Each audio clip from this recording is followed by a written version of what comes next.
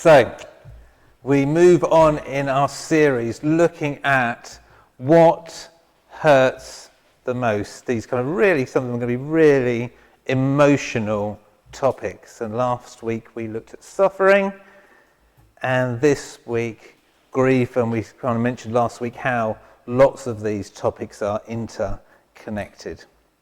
As we get ready to think about grief today, I'm going to ask Nikki to come forward and read us our reading, which is Psalm 23.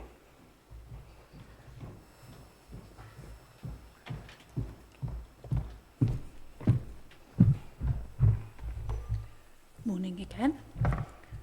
Psalm 23. The Lord is my shepherd, I lack nothing. He makes me lie down in green pastures. He leads me beside quiet waters. He refreshes my soul. He guides me along the right paths for his name's sake. Even though I walk through the darkest valley, I will fear no evil, for you are with me. Your rod and your staff, they comfort me. You prepare a table before me in the presence of my enemies. You anoint my head with oil. My cup overflows. Surely your goodness and love will follow me all the days of my life, and I will dwell in the house of the Lord forever. Amen. Thank you, Nikki.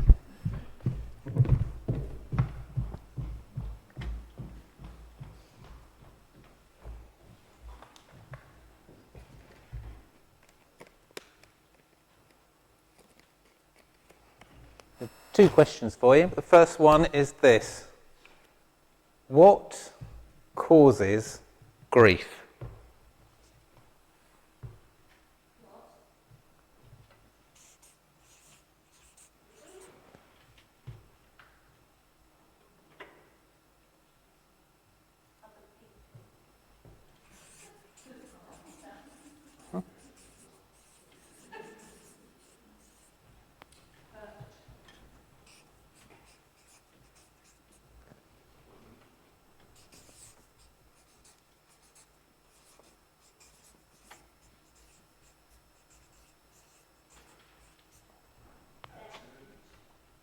Accidents.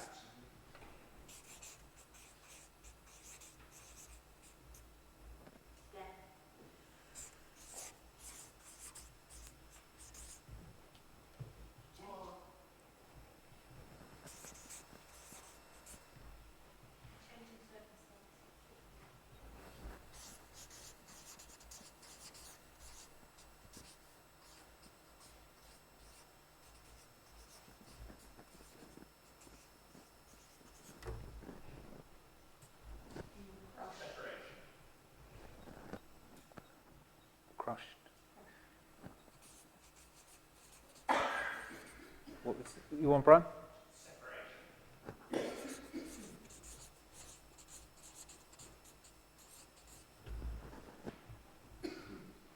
helpless.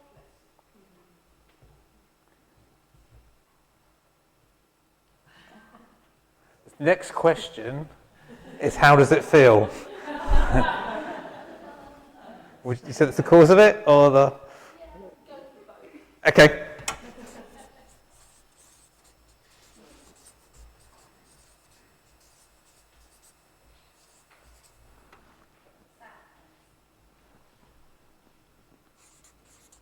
Okay, as we are kind of blurring, we'll go to the next one. How does grief make us feel? So.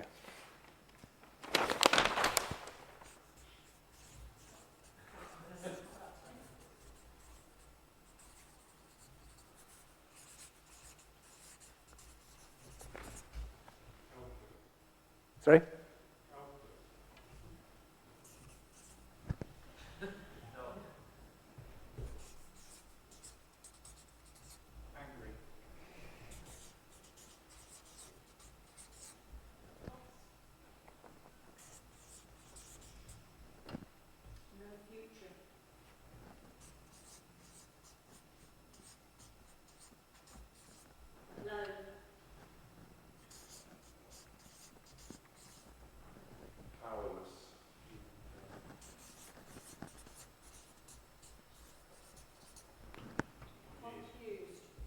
too confused at the same time.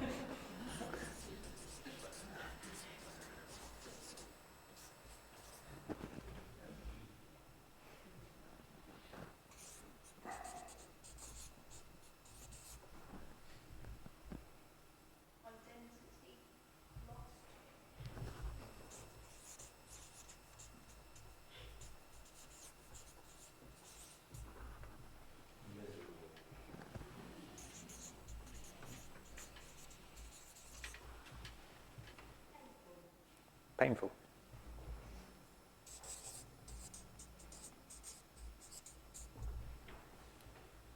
I can't think of like one word, but just a very deep-seated heaviness that absolutely never goes away. I'll put heaviness. Thank you. Like that? It is now.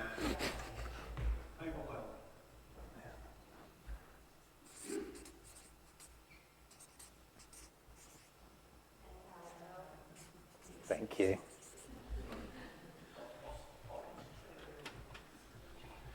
Yeah.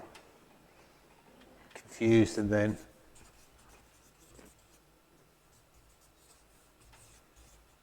Yeah. So all of these things and more. And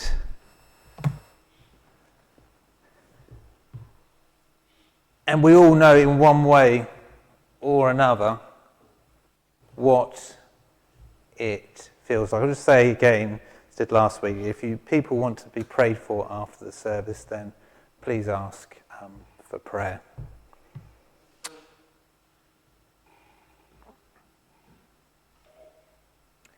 And so when we think of grief, I guess we will often think primarily of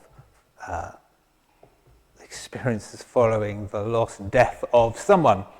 But grief doesn't have to be that. It can be the loss of a relationship. And again, we've got a week about when relationships break coming up in this series. It could be the loss of being able to do something, loss of function, and we have another service on that coming up. And it could be something like the loss of a job, which is really sometimes linked into that, a change of circumstances. So some of these things will be coming up in other series, and it's not to say that the grief isn't involved in those. We're going to be focusing mainly on death today, but actually we'll see other forms of grief are all interlinked. There are different sorts of grief. So there's anticipatory grief, which is kind of grief that comes as something approaches. Someone is dying and family have grief as they see this approaching point. There is something called disenfranchised grief. I didn't know that, but that's to do with people just not understanding your type of grief. It could be you're deeply upset you have lost a pet and nobody else understands, and you feel frustrated in that type of grief. And there is complicated grief, which is when you just cannot get out of a cycle of grief. There's also something you may have heard of before called the stages and cycles of grief, which is that some of these things have already kind of come up, but this idea that there is shock and there's denial and various experiences involved in that. There's anger, there's depression and detachment, there's dialogue and bargaining and acceptance. And it's not always, as I've got a piece of paper here, it's like a nice, neat flow, but the reality of life is it's not a nice, neat flow, and sometimes we can swirl around in these stages of grief. We are going to watch a clip from a film that's not particularly well known called Raising Helen. And in this film, the kind of lead character in it is young, vibrant, loves a party character, and she has two older and more sensible sisters. The clip will explain as it's going along what's happening from that. So we join the first main character who is out with her friends for a meal. So we see in that clip various elements of grief. We see shock, hearing the news, denial, no, are you sure? And we see kind of also kind of the anger, just at that bit at the end, just over napkins, but this kind of, these feelings come out sometimes on the, is it irrelevant? Not irrelevant, but having napkins. We see kind of the withdrawal of the children and Helen hiding in the closet. We see at the same time the social norms, the things you're supposed to say in those settings. The film goes on, and Helen is the one who gets custody of the children. She's the firefighter. Her sister had done that, and if you watch the film, I won't say anything more.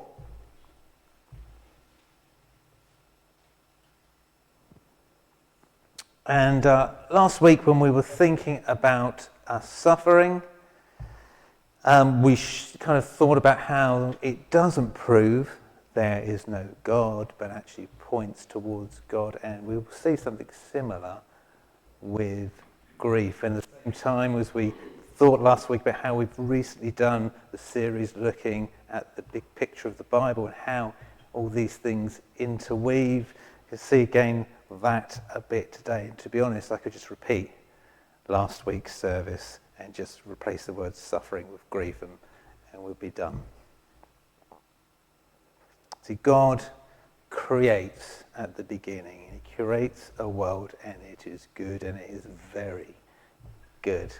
And the pinnacle of creation, you will remember when we did this, is not when he builds man, but the day 7.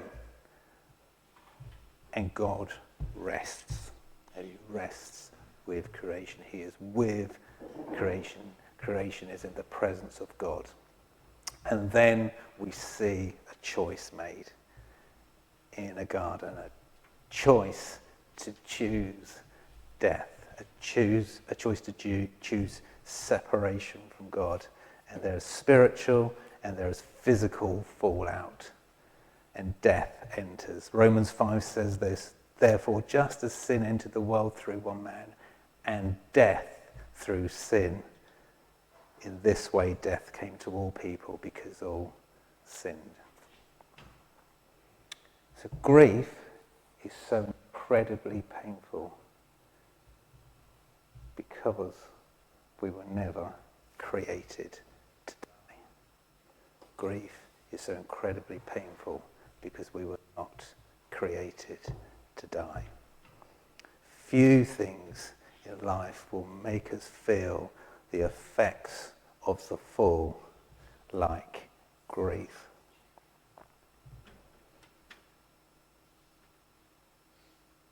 All the other things that we've been thinking about grief, and we'll do in other topics like relationship breakdowns, they still all stem from the fallout of a broken creation. C.S. Lewis, who we mentioned last week, he said, grief is like a long valley. Each turn shows more grief.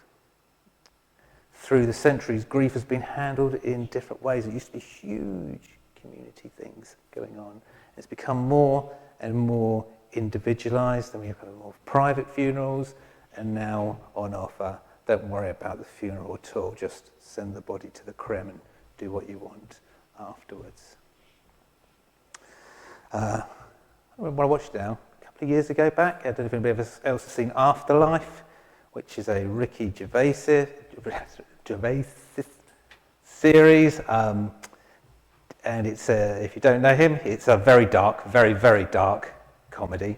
And he's dealing with the loss, his character, the loss of his wife. And is incredible. The raw emotion, the acting is outstanding. It's deeply moving. It's one of the things he says at one point is about his wife in the show. I'm misquoting it a bit, but this is basically it. People kind of say, do you miss doing things with her? And he said, I miss doing nothing with her. Those kind of, this idea, those little things, just spending time. As amazing as it is, and if you do watch it, it has pretty much every bad word there is in it. So just to tell you, that isn't it. It's the full works. But how in the series he is despairing in every way, and he is hitting out in every way. And you learn huge amount about grief by watching it. However, it is also written by someone who is an atheist and somebody who has no hope, and the series certainly reflects that.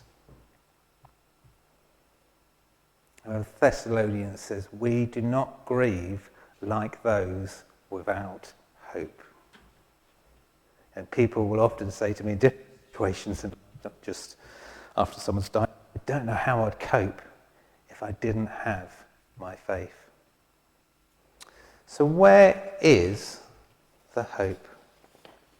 Where is the hope? And so we had Psalm 23 read out for us earlier, and it's kind of quite an interesting thing that it gets read at funerals, because if you think about it, the Lord is my shepherd, I lack nothing. At a funeral, somebody's probably going to be saying, no, I lack my husband, or I lack my wife. He makes me lie down in green pastures. No, I am restless at the moment. He leads me beside quiet waters. Nothing feels quiet. He refreshes my soul. I do not feel refreshed. He guides me along the right paths for his name's sake. Even though I walk through the valley, the darkest valley, or the shadow of death, I will fear no evil. No, I am fearing every moment right now as it goes on. And so actually, when you think about it, this is a right odd passage to have in a funeral. And yet, most funerals, so now I've read, will have that. So why? Why is that there? What is going on? A part of the context of what is going on when David writes this is he's looking back at how God has been faithful in the past, to know how God is going to be faithful in the present and into the future.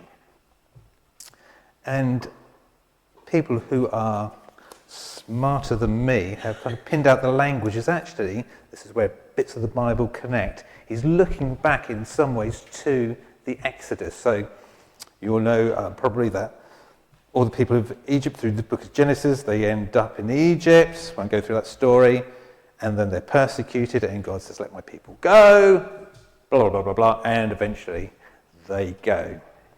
God releases them. God sets them free. And then they are in a wilderness, completely in a new scenario to they know. The old has gone. They are in a different place and they have to trust God each day for what they have. We thought about that, about give us today our daily bread the other week. And they're living in a wilderness of parched ground. If you see the images of where in Israel, of where the sheep go, it doesn't look particularly fertile most of the time. It's pretty bleak. And yet, David in this bit saying, the Lord is my shepherd, I lack nothing. He makes me lie in green pastures. He leads me beside quiet, refreshes my soul. And in this psalm, we see that God leading us as he led the people of Israel. But we also see him lying down, him stopping with them. And we see him walking alongside. And this is what David is aware of. Sometimes God is leading, sometimes God is sitting, and sometimes God is walking alongside. And in the midst of this story, God doesn't just pluck them out and drop them into Israel on their journey, but he goes along on the journey by their side with a plan from present, trust in what he's done in the past, and with a hope of the future. And I will dwell in the house of the Lord forever. Sports people often talk about focus on the process, not the outcome. You should do your training day after day. Don't worry about the game. It's coming down. Just focus. Don't worry about the end of the season. Focus on here. Focus on the now. Being people of faith, both can be true. We can have a hope in a future, but knowing he is with us in the present. My cup overflows. Jesus himself said in John 11. I have come that they may have life, and life to its full. Interesting, the very next words that come out of his mouth at that point, I am the good shepherd. Jesus is connecting himself to Psalm 23. The good shepherd lays down his life for his sheep.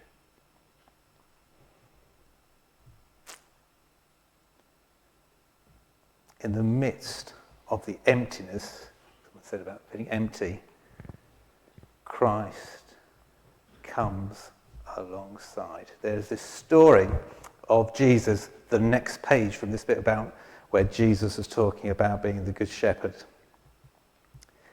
And one of his friends is sick, but Jesus is somewhere else. And Jesus doesn't hurry off, and he gets there and he's confronted by one sister and then by another sister. The friend has died, and the sisters are like, if you'd been here, Jesus, he wouldn't have died. If you'd been here, this wouldn't have happened. And we have all been there. Each person here, Jesus has not done what we thought and hoped he would. Whether that relationship, whether that to do with job or work or friendships, whether recent things or distant things, we can sometimes say, where were you? You did nothing. You didn't do what I needed. And we see a bit of that grief cycle, that anger coming out, being vented at Jesus in that moment.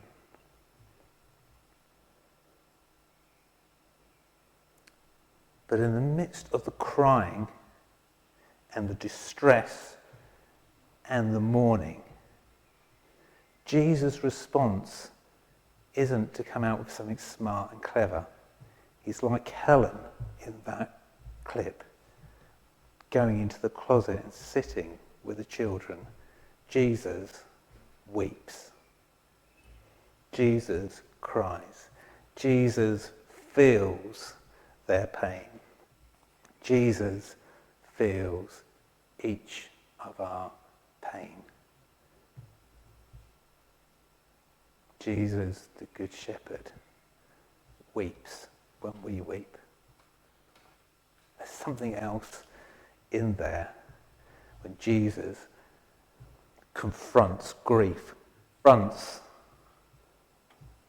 the effects of the fall, confronts the effects of death, confronts the effects of sin in that moment.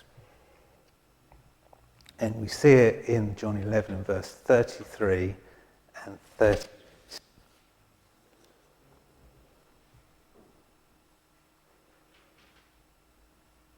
says he was deeply moved and troubled in 33 and 38.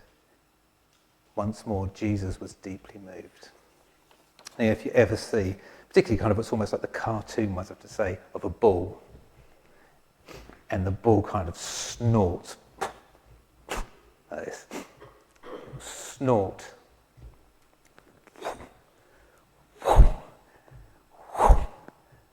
almost getting ready to charge. And that word of Jesus moved is actually Jesus in anger, snorting. Jesus is being confronted by grief, caused by death, caused by sin, caused by the fall, the wrong choices, and Jesus snorts. Jesus is fuming at this point. Not at the women, not anything like that, but at the results of death. His reaction is, I hate death, I hate mourning, and I hate grief. And of course we see what happens in that point a few minutes later with Lazarus. And although we don't have that, his really thing is, these events happen just over a week before Easter. It is almost like Jesus is getting ready to charge at death.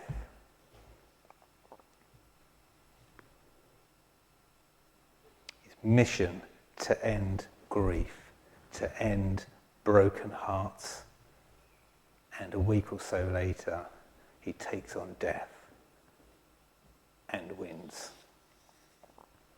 1 Corinthians 15 says, "Where, O death, is your victory?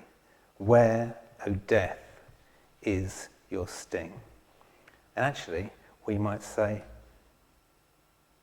right there in grief, we might say, actually it does hurt. What on earth is the Bible saying there? But it is pointing that passage to the future hope that we have, that Christ conquered death.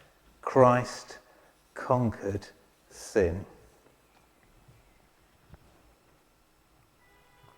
That in the midst of our grief, we can have hope because of what God has done in the past, that he is with us in the present. Sometimes he is sat with us in a closet crying, without fancy words, but we have the hope that he has a plan for us to be with him forever, and he has already put everything in place.